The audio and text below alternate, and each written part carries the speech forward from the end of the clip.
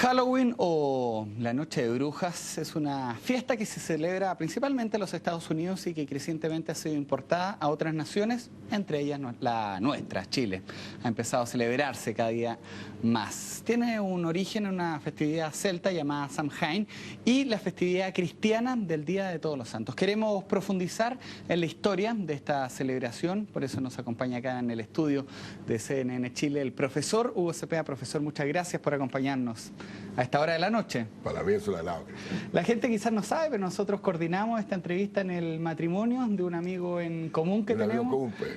Claudio Fariñas, casado con la Carlita. Así es, pues ahí yo le pedí que el día en la víspera de esta festividad usted me pudiera explicar, y le agradezco porque es bastante tarde y usted lo ha visto durante todo el día ahí en actividades.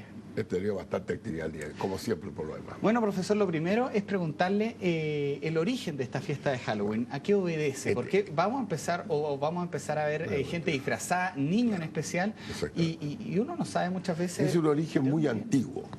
Por lo menos esto tiene más de 2000 años, 2500 años de antigüedad. Es una fiesta celta, una fiesta pagana precisamente, y que generalmente la coordinaron los llamados druidas, que eran sacerdotes y chamanes de la cultura céltica. Tradiciones orales, no escribían, tradiciones orales. Y que se celebraba el término de las cosechas, término en otoño y comienzo en invierno. Esto en Europa. En Europa, hemisferio norte. Y esta fiesta, Samhain, que se llamaba, era una fiesta en que había que iniciar el cambio de estación.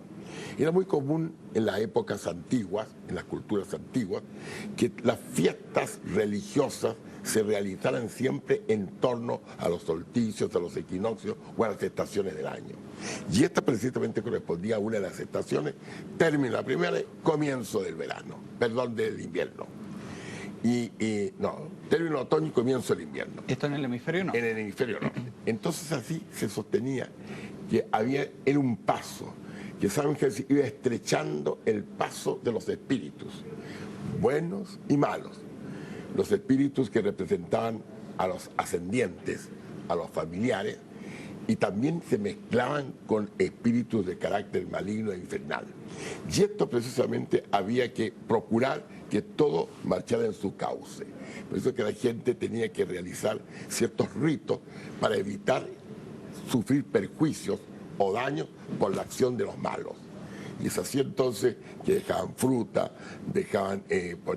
alumbraban con cirio, de manera de poder hacer que los espíritus malos se ausentaran y siguieran de largo. Y así comenzó esta fiesta. Después fue llenándose, porque se combinó con la fiesta Beltane, que era el final de la primavera y comienzo del verano en el hemisferio norte, o sea, finales de mayo, y así hacían el ciclo del año. Y después se fue complicando un poco, porque empezaron a surgir una serie de leyendas. ¿En torno a esta fiesta? En torno a esta fecha. Por ejemplo, el caso de Jack de Orlander, o Jack... Este es el origen de la calabaza. Claro, el ¿Cuál tacaño. es el origen de la calabaza? Es que este Jack, que era un bandido por lo menos, cuenta la leyenda que hizo un pacto con el diablo, de entregarle el alma.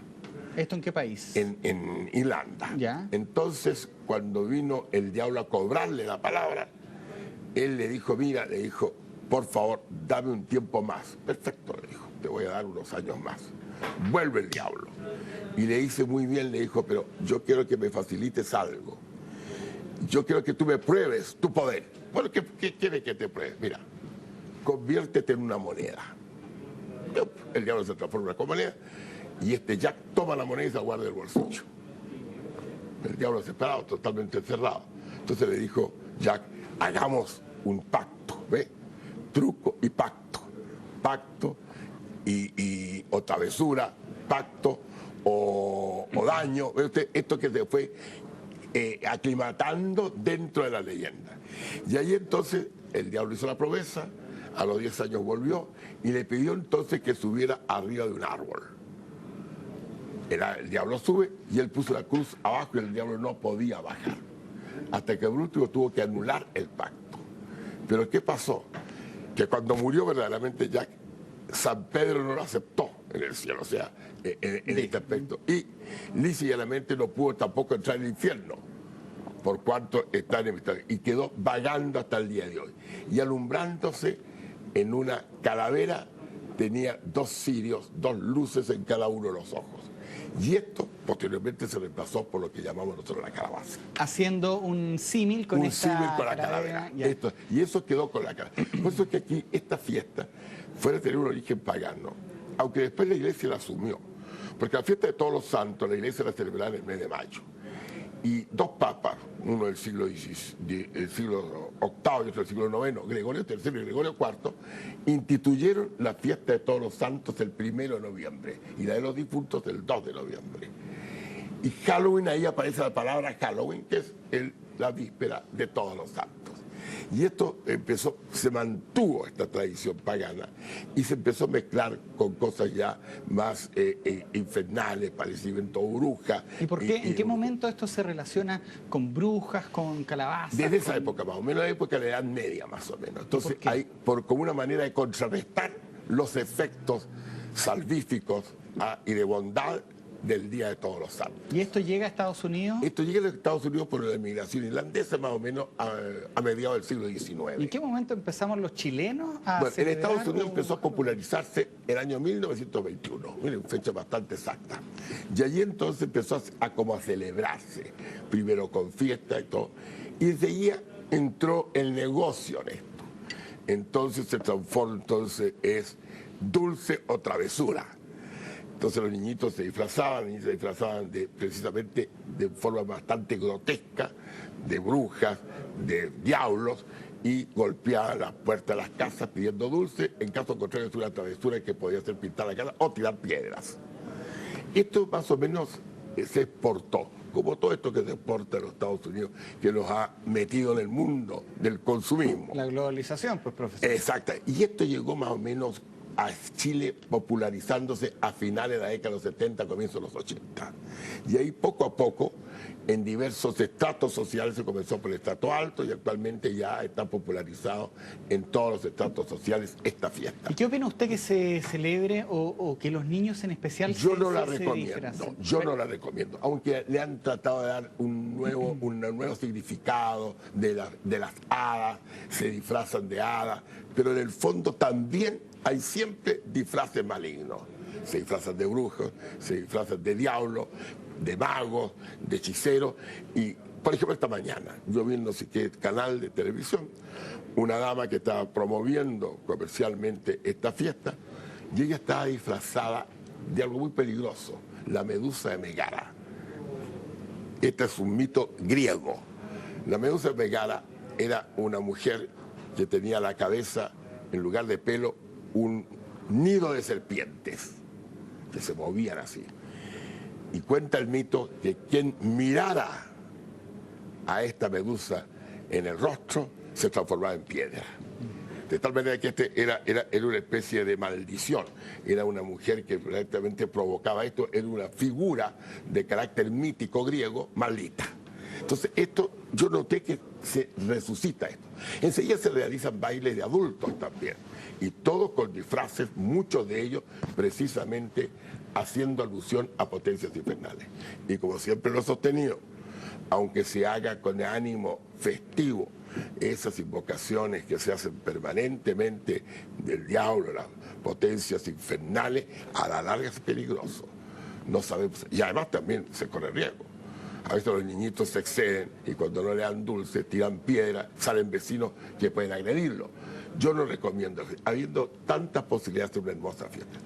Pero afortunadamente, el día 31 de octubre de hace unos años aquí en nuestro país, se celebra la fiesta de los evangélicos. Claro, que de hecho también es uno de los motivos porque es feriado. Exactamente, y eso es lo que a mí me llena de mucha alegría. Es bueno eso, porque profesor. Es muy bueno, porque yo he esperado siempre que con la acción espiritual por parte de los evangélicos se pueda precisamente contrarrestar los efectos nocivos de esta fiesta pagana de Halloween. Sí. Aunque la gente no tiene la intención de ser nada pagano ni nada que sea precisamente negativo a la potencia infernal. Pero cuando se empieza a actuar en este tipo de fiestas, siempre hay consecuencias. Por eso es que esto puede contrarrestarlo precisamente la acción de oración, un día de oración por parte de los evangélicos, que es su día. Ha dicho que es bastante bueno que se celebre el 31 de octubre como fecha de la Iglesia Evangélica. Exactamente. ¿Qué tanto ha crecido esta iglesia y qué tanto ha perdido la Iglesia Católica en nuestro país? Bueno, en nuestro país, efectivamente, la Iglesia Evangélica ha crecido bastante los últimos años y efectivamente ha disminuido también la católica. Es un fenómeno también que hay en otras partes del mundo. Porque nosotros podríamos pensar un poco que la Iglesia ha tenido algunas crisis. No son las más graves en la historia. Yo conozco crisis de la Iglesia mucho mayores. ¿Cómo cuál? En primer lugar, cuando surgió el arrianismo, la primera gran crisis religiosa que tuvo, la mayor parte del cristianismo se hizo arriano y la minoría quedó católica. Y después muchas veces, por ejemplo en el siglo XV, fíjense que en el siglo XV, tal era la crisis dentro de la Iglesia que había 3 papas simultáneamente. 3 papas, imagínense. El pueblo cristiano no sabía quién obedecer, no sabía quién era el pastor. Y posteriormente con la Reforma, luego con la Ilustración, luego con la invasión de Napoleón. Napoleón le hizo la guerra a la Iglesia Católica. Exactamente, aún más, hay un caso típico. Cuando se corona solo, ¿se acuerda? Sí. Y no solamente eso, metió preso a 2 papas, a Pío VI y a Pío VI y a Pío VII. Un cónclave no se pudo hacer en Roma, hubo que hacerlo en Venecia, con la protección del emperador de Austria. No, y la misma Inquisición donde la Iglesia mataba, quemaba a personas, sí. Tuvieron que pasar siglos para que la Iglesia volviera a confiar, o la gente tuviera que la Inquisición también, hay mucho mito en eso.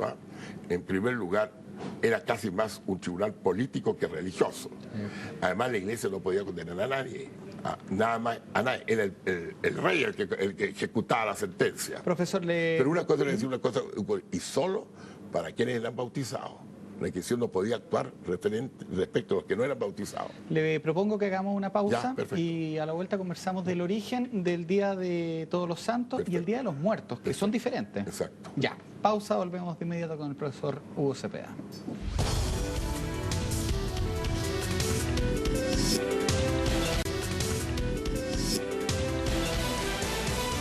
Seguimos hablando con el profesor Hugo Cepeda sobre estas festividades religiosas que se vienen en los próximos días, la fiesta pagana de Halloween, el día de todos los santos y el Día de los Muertos, y usted quería acotar algo. Fíjese que dentro de las crisis de la Iglesia Católica fue la invasión de Napoleón.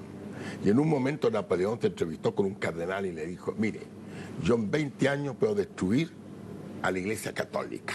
Como era Napoleón. Y le contestó el cardenal, Majestad, le dijo, nosotros hace 1900 años que estamos haciendo lo mismo, tratando de hacer lo mismo y todavía no nos resulta. Por lo tanto, eso es lo que demuestra que no son los hombres, sino que es el Espíritu Santo lo que mantiene la Iglesia. Y en las peores crisis que existió a lo largo de la historia es donde han surgido los más nobles y excelsos santos, porque son los santos realmente lo que son la savia vivificadora de lo que es la religión y de lo que es la institución llamada Iglesia. Así que por eso mismo a mí siempre me tranquiliza que en definitiva, a pesar de todo, la Iglesia va a recuperarse. Quiero que tomemos algunos minutos al final para seguir hablando de eso, pero me gustaría que le explicáramos también a la gente por qué el 1 de noviembre es el día para tradicionalmente ir a los cementerios y qué diferencia hay entre el 1 y el 2 de noviembre, Perfecto. Día de Todos los Santos y Día de los Muertos. Se lo explico inmediatamente. En realidad, el Día de los Muertos, como llaman, de los fieles difuntos, que se llama, es el 2 de noviembre. Pero en Chile y en muchas partes del mundo existe la costumbre de hacer la visita a los cementerios el 1 de noviembre porque es feriado.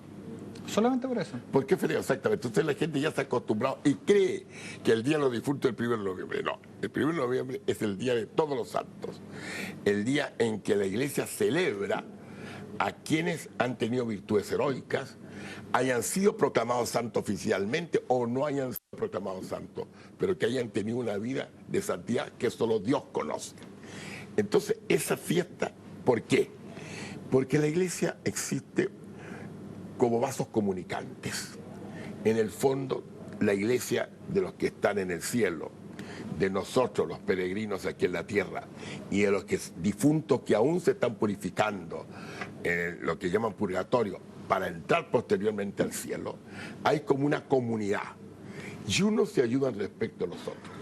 La gran ayuda que tenemos nosotros son los santos del cielo, por supuesto, que ellos impetran frente a Dios y piden frente a Dios a Jesucristo precisamente como gran mediador por nosotros. La Virgen María que nos encabeza, por supuesto. Y nosotros recibimos este influjo. Pero hay cosa curiosa, respecto a los fieles difuntos que están en situación de purgatorio, nosotros también tenemos influencia frente a Dios.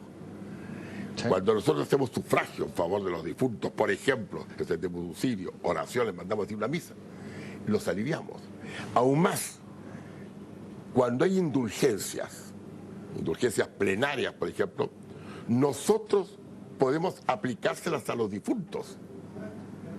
Y una indulgencia plenaria tiene un poder enorme de perdón por parte de Dios, de verdadera amnistía, de olvido de tanta falta. Y eso lo podemos hacer nosotros. Por lo tanto, son dos fechas, el 1 y el 2 de noviembre, que se combinan entre sí. Claro, y viene esta fiesta pagana que es el Halloween, que tiene todo el otro lado de la El otro lado, precisamente, la parte oscura, la parte tenebrosa. Por eso que yo me alegro que el 31 de octubre sea la fiesta de los evangélicos, porque precisamente van a contrarrestar precisamente esta oscuridad, esta parte tenebrosa. Es un pueblo muy espiritual, la gente evangélica, yo la admiro. Yo también porque son muy espirituales. Y va a pasar que mañana, hoy ya, día viernes, muchos se van a empezar a ir a la playa y todo, y se olvidan estas fiestas. Pero nosotros tomamos, desgraciadamente, todas las fiestas religiosas como vacaciones, incluso la Semana Santa. Claro.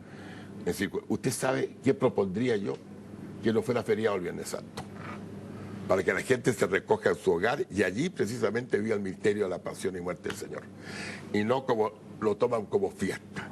Y ahora el 1 de noviembre, bueno, la gente va a los cementerios, al menos hay una actitud de carácter religioso que es inmensamente valorada. Pero también debe ser un porcentaje, si bien se llenan y todo. Sí, pero bastante, ¿sí? Muy numeroso. En el pueblo de Chile muy numeroso. Se habla mucho de Dios, de la espiritualidad, pero también el diablo o sí, los espíritus malignos son unos actores protagonistas en esta fecha. Sí.